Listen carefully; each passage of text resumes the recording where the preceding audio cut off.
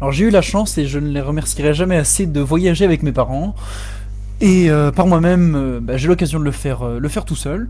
Donc au cours de ces différents voyages, j'ai noté quelques gestes assez amusants, enfin du moins qu'on trouve anodins dans certains pays, qui ont une signification en quelque sorte, pour ne pas dire opposée, mais disons fortement tendancieuse ou gênante dans d'autres pays.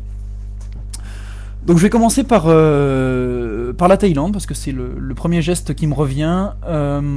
C'est un mouvement du pied en fait que l'on effectue.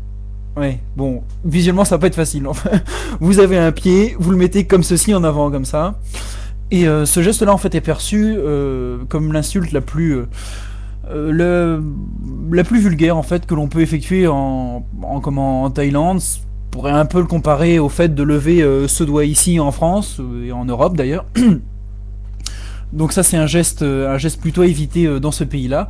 Ensuite, il y a un geste que je trouvais tout à fait anodin qu'une charmante amie québécoise m'a fait remarquer qu'il était plutôt dangereux.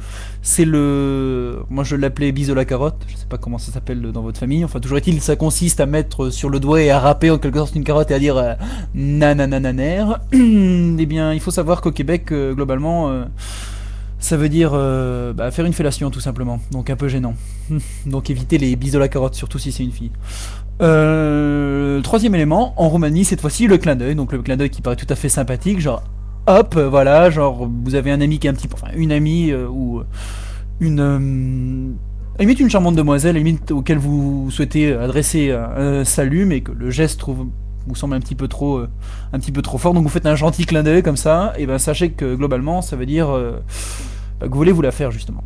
Donc à éviter là aussi. Donc présentement, je viens de me rendre compte qu'au niveau des tics verbaux, après le en fait, le aussi et je rajoute le donc, bref, parenthèse, euh, à éviter donc des gestes qui peuvent poser problème.